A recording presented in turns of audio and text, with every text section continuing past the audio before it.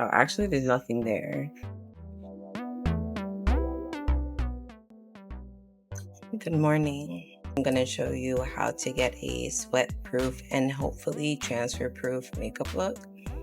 It's currently 8 a.m. and I have an appointment to get to today, but it is also already 80 degrees. And the temperature is supposed to be going up to 97 today. So I just figured it would be the perfect day to do a sweat-proof, transfer-proof makeup look. Clearly, I was still waking up, so let's just hop right into the voiceover. I'm starting by using the Milk Hydro Grip Primer on the perimeters of my face. Now, I have dry skin, so I need something that's going to keep my makeup locked in while adding a little bit of hydration.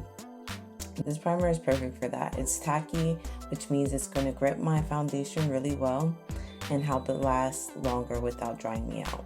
For the center of my face, I'm going to use the One Size Secure the Sweat Primer because I know this is where I'm going to sweat the most. This primer is a game changer for anyone who deals with a lot of shine and sweat throughout the day. It's going to keep everything matte and under control in the areas that tend to break down, especially around my nose and my lip area. Next, I'm using the NARS Soft Matte Foundation. I know what you're thinking, matte foundation on dry skin, but trust me, this is a soft matte foundation and it's not going to cling to my dry spots. Plus, this foundation has claimed that it's said to give you a 16-hour wear. Long-lasting products are the key to a transfer-proof makeup, so I'm confident this will hold up in today's heat. I'm also focusing majority of my foundation around the perimeters of my face. I don't want to cake on a lot of the foundation in the center of my face since that is where I'm prone to sweat the most.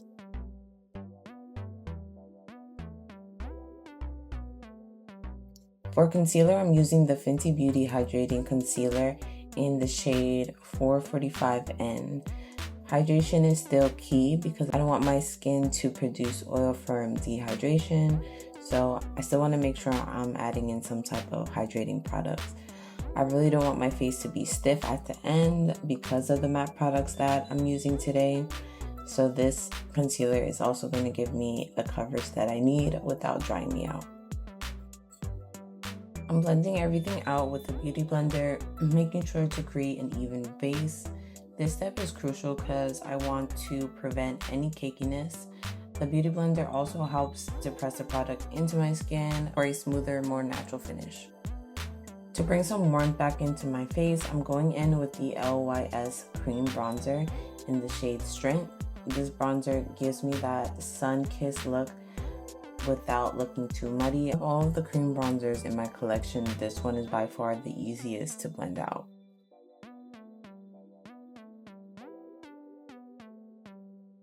If you're wondering why I had so much bronzer on my nose, it's because I was trying out this new nose contour technique, which you basically blend out your bronzer first and then apply your concealer on top and then let that sit for a little bit.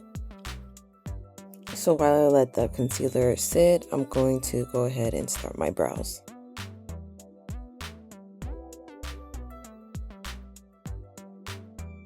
For the brows, today I'm not using my normal brow products. I'm actually using a sample of the Kosas Air Brow Gel that I got in my most recent Sephora purchase.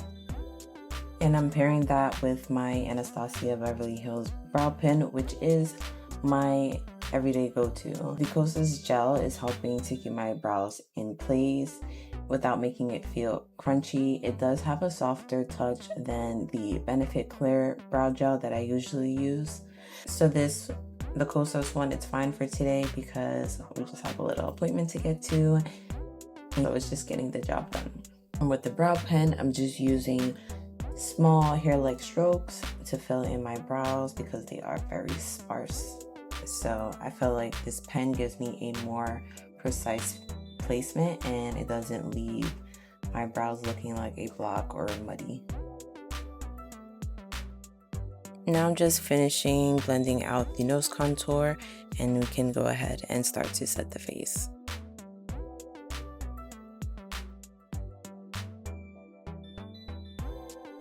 I'm setting my concealer with the Huda Beauty Loose Baking and Setting Powder in the shade Cinnamon.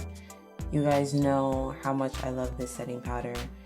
It is finely milled and perfect for setting my makeup without making it look dry or cakey. And plus, it always adds a beautiful blur to my skin that I cannot get enough of. Now I'm using the Milk Hydro Grip Set and Refresh Spray. This is just adding a little bit of moisture back into my face after using so many matte products and powders. Then I'm just taking my powder puff and I'm just lightly pressing that into my skin. For my powder bronzer, I'm layering on the NYX Buttermelt Bronzer in Better Than You for a little bit of extra definition. This bronzer helps to bring back some of the warmth after blending, also to help set the cream bronzer without looking too powdery. It's perfect for a nice sun-kissed finish. For the eyes today, I'm keeping it very simple using my Urban Decay 24/7 Glide On eyeliner in the shade Pervision and the Fenty Hello Thick mascara that I just recently purchased. I've actually been loving this mascara. The eyeliner is super black and it doesn't budge, which is exactly what I need for the heat. And the mascara is just lengthening my lashes. Honestly, this mascara has made me have faith in mascaras again because I honestly wasn't using mascaras for a while now. And finally, to lock everything in place, I'm finishing my makeup off with the One Size Until Dawn setting spray. Everybody has heard about this setting spray. So it's supposed to be the best at keeping your makeup intact. It's mattifying, but it's not supposed to dry out your skin, making it perfect for a long hot day like today. Oh, and this is the final look after using the One Size setting spray. I went back in with the Milk Hydro setting spray because I felt like my face was getting a little dry and a little bit tight. I probably could have avoided this by just using my normal everyday foundation, which is more hydrating, but I decided to go with the soft matte just to give me extra bit of security. But we will see how this holds up throughout the day. Like I said, it's going up to 97 degrees today. So it is 10:07 and I will be back later when it's much hotter. I will check in with you guys later. I'm back from our appointment. It's almost 2 o'clock, which gives us about a 4-hour wear. It is so hot outside. Like, I turned off the car for like 5 minutes and the heat just like consumed the car. So I think today was a valid day of testing. Right now, I can see my T-zone getting oily. How you can see it's like a little glowy. So I'm assuming that there's probably some transfer there. But let's see. So I'm going to do like the perimeter of my face first because I don't really sweat in those areas. So I'm sure it's probably not going to transfer, but yeah.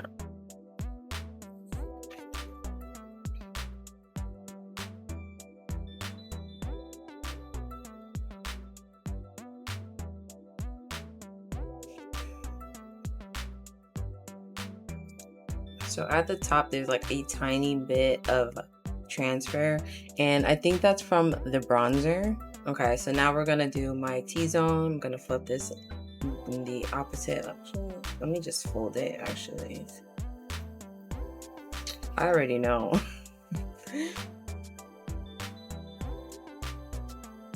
Alright, that's not too bad. Alright, let's get in here.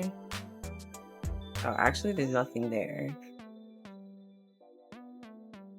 Okay. Let me go in this corner. Okay. Let's see if you can see it.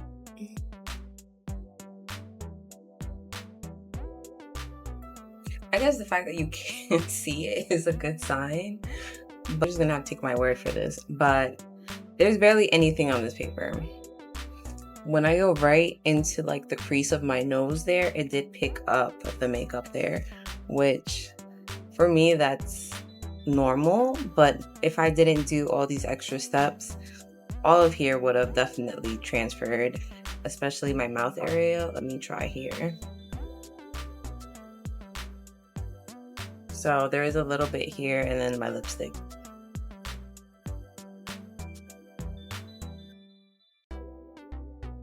But literally without doing these steps, this entire paper would have been brown. I consider this a very, very minimal amount of transfer. Like even just putting my shirt on after makeup without these products, I would have a lot more transfer on my shirt itself.